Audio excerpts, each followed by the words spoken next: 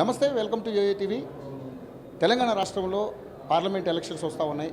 So అన్ని పార్టీలు కూడా నువ్వా నేను అన్నటువంటి విధంగా తలపడే అంశం కనపడతా ఉంది.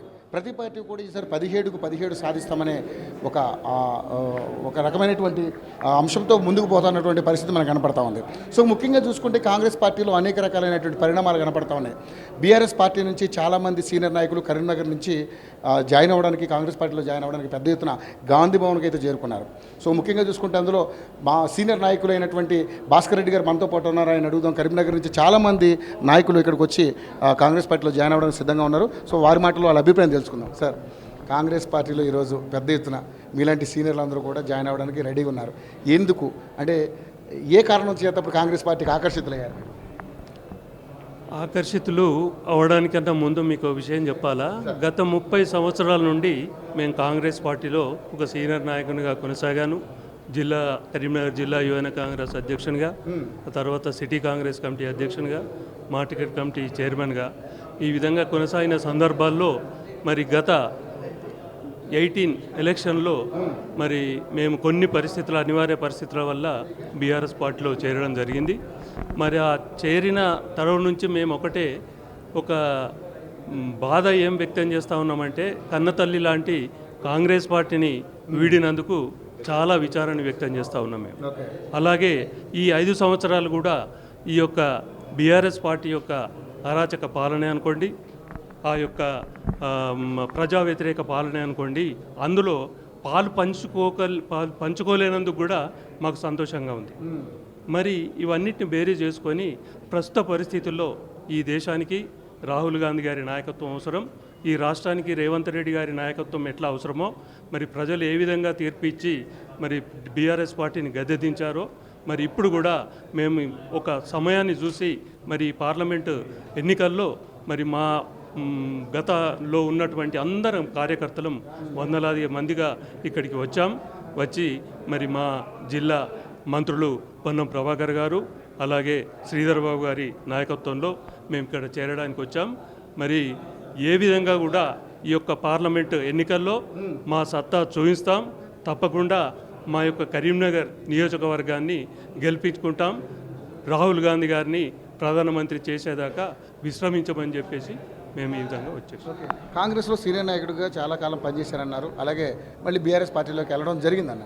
సో కేసీఆర్ గారు అరాచకమైనటువంటి కొన్ని కార్యక్రమాల వల్ల మళ్ళీ కన్నతల్లి లాంటి కాంగ్రెస్ పార్టీ. సో మరి కాంగ్రెస్ పార్టీలో ఈసారి మరి ఉన్నటువంటి ఈ 6 గ్యారంటీల విషయంలో కావచ్చు, ప్రజలకు ఏవైతే చెప్పారో అవన్నీ ఇంప్లిమెంట్ చేయడంలో కాస్త వెనకబడ్డది అని చెప్పేసి చాలామంది కూడా మాట్లాడుతూ ఉన్నారు. సో అయినా కూడా కాంగ్రెస్ పార్టీ ఒక మాట చెప్పిందంటే చేస్తుందనే నమ్మకంతో మీలాంటి పెద్ద నాయకులు అందరూ కూడా వచ్చి జాయిన్ అవుతున్నారు. సో ఏంటి మరి ఎలా చూడబోతున్నారు? ఇదండి, కాంగ్రెస్ పార్టీ 100 ఏళ్ల చరిత్ర గల కాంగ్రెస్ పార్టీ ఎన్నో ఒదుడుకులను చూసింది, ఎన్నో ప్రజాహిత కార్యక్రమాలు చేసింది. బడుగు బలహీన పేద వర్గాలకు అందరికీ కూడా న్యాయం చేసే పార్టీ ఏది అంటే ఈ భారతదేశంలో కాంగ్రెస్ పార్టీ ఒకటే. అందులో ఏదైతే మొన్న 6 గ్యారెంటీల అమలుకు చేశారో, మరి రేవంత్ రెడ్డి గారి తపన చూస్తూ ఉంటే, ఈ 6 గ్యారెంటీలు అమలు చేయాలనే ఒక తపన చూస్తూ ఉంటే మరి వాళ్ళకు దిమ్మ తిరిగిపోతూ ఉంది. ఏ విధంగా అమలు చేస్తే మరి మా పార్లమెంట్లో మా అడ్రస్ గల్లంత అవుతుందనే బాధలో ఉన్నారు తప్ప మరి వాళ్లకు ఇది అమలు చేయడం తథ్యం. తప్పకుండా అమలు చేసే ఒక కంకణబద్ధునిగా రేవంత్ రెడ్డి గారు ముందుకు సాగుతున్నారు. వారికి మేము తొయ్యదోడుగా వాదోడుగా ఉంటాం. గ్రామాల్లో ప్రచారాలు నిర్వహిస్తాం. ఆల్రెడీ 4 గ్యారెంటీలను ఇప్పటికే ప్రకటించి ముందుకు పోతూ ఉన్నారు. ఇంకా 2 గ్యారెంటీలను కూడా త్వరలో అమలు చేస్తారని చెప్పేసి మేము ఆశాభావం వ్యక్తం చేస్తూ ఉన్నాం. ప్రతి గ్యారెంటీ ఇచ్చిన గ్యారెంటీలు అన్నింటినీ కూడా గ్రామాలు ప్రచారం చేస్తాం పాదయాత్రలతో. ఓకే. సో మా పార్టీని టచ్ చేసే దమ్ము ధైర్యం ఎవరికీ లేదు అనేది కేసీఆర్ గారు నేను స్టేట్మెంట్ ఇచ్చారు. సో దీనికి 10 సంవత్సరాల ఎన్నో ఏళ్ళ ఘనచరిత్రతున్నటువంటి ఈ పార్టీని టచ్ చేసేంత సీన్ ఎవరికి లేదని చెప్పేసి మాట్లాడుతూ ఉన్నారు. మరి ఏంటి మరి ఎలా ఉండబోతుంది? ఏం చరిత్ర ఏంటిది? ఇప్పుడు మాకు తెలియని చరిత్ర ఇది. ఇప్పుడు ఇచ్చింది తెలంగాణ, ఇచ్చింది కాంగ్రెస్ పార్టీ. వీరు ఉద్యమాలలో కాంగ్రెస్ పార్టీ కూడా భాగస్వామ్యం అయింది. ఇవన్నీ మేమందరం కూడా భాగస్వాములు అయిన వాళ్ళమే. ఇలా అమరులు ఎంతోమంది త్యాగాలు చేశారు. వారందరి దేకుండా క్రెడిట్ ఒక్కడికే తీసుకొని ఏదో నేనే చేస్తా, ఈ కాంగ్రెస్ పార్టీ ఇది ఏమి చేయలేదు అని భ్రమను ఇప్పుడు ప్రజల్లో తెప్పిద్దామని చూస్తే ప్రజలు నమ్మరు. ఎందుకంటే మొన్న స్టేట్మెంట్లో కూడా చూశాను, 10 ఏళ్ల పాటు మేము ఈ యొక్క తెలంగాణను పదిలంగా కాపాడుకున్నామని. పదిలంగా కాపాడుకోవడం కాదు, ఎంత విచ్చలవిడిగా దోసుకున్నారన్నది కూడా ప్రజలు అర్థం చేసుకున్నారు. అందుకే మీ ఓటమి అది ఒకసారి మొదటి గుర్తెరగండి.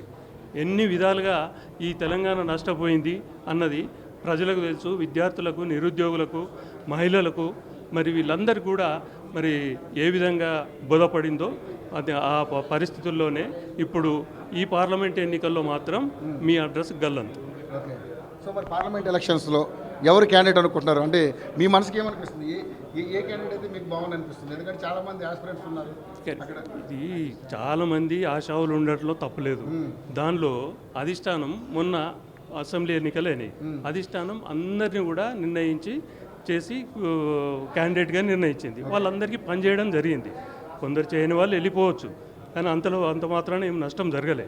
ఇప్పుడు కూడా సేమ్ అదే పద్ధతిలో వాళ్ళు ఏ క్యాండిడేట్ను నిర్ణయించినా కానీ మేమందరం కూడా కలిసికట్టుగా పనిచేయడం అధిష్టానం యొక్క నిర్ణయమే మా శిరోధార్యం. ఓకే, సో మొత్తానికైతే సార్ 17 వచ్చే అవకాశం ఉందంటారా కాంగ్రెస్? 17కు 17 అని 16 మాత్రం మేము కంపల్సరీ గెలుస్తాం. ఓకే ఓకే, మరి బీజేపీ ఈసారి 304 నుంచి 370కి వెళ్తుంది మోడీ గారు కూడా చెప్తా ఉంటారు. ఎవరి ఆశలు వాళ్ళు. మేమేమో ప్రజల మీద విశ్వాసంతో చెప్తా ఉన్నాము, వాళ్ళేమో ఒక ప్రచారం మీద విశ్వాసంతో చెప్తా ఉన్నారు. ఓకే, ప్రజలు కాంగ్రెస్ పార్టీని ఎన్ని విధాల కాంగ్రెస్ పార్టీ విషయంగా ఒకటి చెప్తాను. ఇది సముద్రంలో అలలు లాంటిది. అలలు ఎగిసి పడి లాస్ట్కు కూడా తీరాన్ని చేరుకునే శక్తి అలకుంటుంది.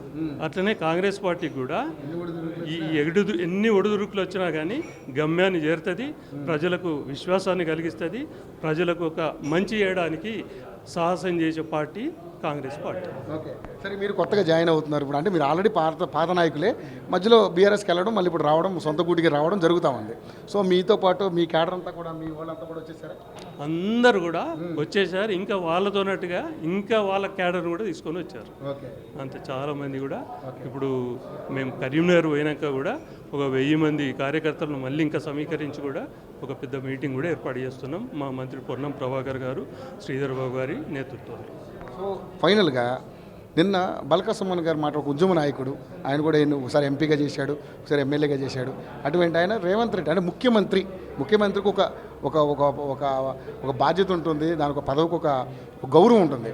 ఆ గౌరవాన్ని కూడా పక్కన పెట్టి మాకు అభిమానం అడ్డొచ్చింది, సంస్కారం అడ్డొచ్చింది అంటూనే చెప్పులు చూపించే పరిస్థితికి వెళ్ళారు. ఏంటి మరి దీని మీద మీ అభిప్రాయం?